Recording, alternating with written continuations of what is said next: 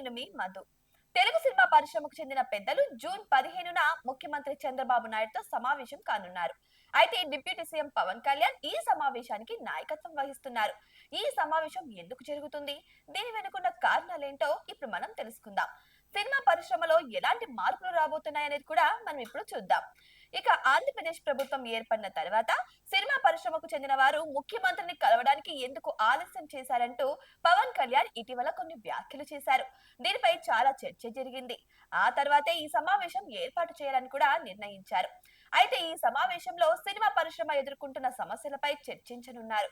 ముఖ్యంగా ఆంధ్రప్రదేశ్ లో సినిమా పరిశ్రమను అభివృద్ధి చేయడం, అమరావతిని ఒక అంతర్జాతీయ నగరంగా తీర్చిదిద్దడం వంటి అంశాలపై దృష్టి పెట్టనున్నారు. దీనివల్ల ఎక్కువ ఉద్యోగాలు వస్తాయి.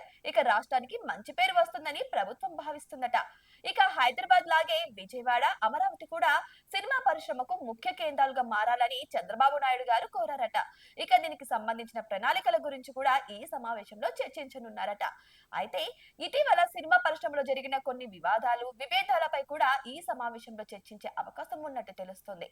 ఇక తెలంగాణ ముఖ్యమంత్రి రేవంత్ రెడ్డిని కలవడానికి సినిమా పరిశ్రమకు చెందిన వారు వెనుకడుగు వేయడం వంటి విషయాలు కూడా ప్రస్తావనకు రావచ్చేమో అని అంటున్నారు. అయితే పవన్ కళ్యాణ్ వ్యాఖ్యలు, ఆయన సినిమా హరిహర వీరమల్లు థియేటర్ల విషయంలో జరిగిన వివాదాలు కూడా ఈ సమావేశంలో చర్చకు వచ్చే అవకాశం ఉన్నట్టు తెలుస్తుంది. ఇక దీనివల్ల సినిమా పరిశ్రమలో రాజకీయ జోక్యం ఉండకూడదని అందరూ భావిస్తున్నారు. సినిమా పరిశ్రమ తెలంగాణ, ఆంధ్రప్రదేశ్ ప్రభుత్వాలతో మంచి సంబంధాలు కలిగి ఉండాలని అందరూ కోరుకుంటున్నారు. దీనివల్ల పరిశ్రమకు, అందులో పనిచేసే కార్మికులకు మేలు జరుగుతుంది. ఈ సమావేశం ద్వారా అందరూ కలిసికట్టుగా పనిచేయడానికి ఒక మార్గం ఏర్పడుతుందని అందరూ ఆశిస్తున్నారు. మరి వీటిలో ఏది జరుగుతుందో ఆ మీటింగ్ లో అందరం వెయిట్ చేసి చూడాల్సిందే.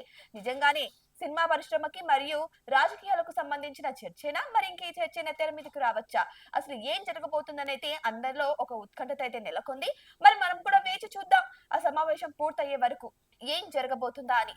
ఇటువంటి మరిన్ని అప్డేట్స్ కోసం మా ఛానల్ ని సబ్స్క్రైబ్ చేసుకోండి.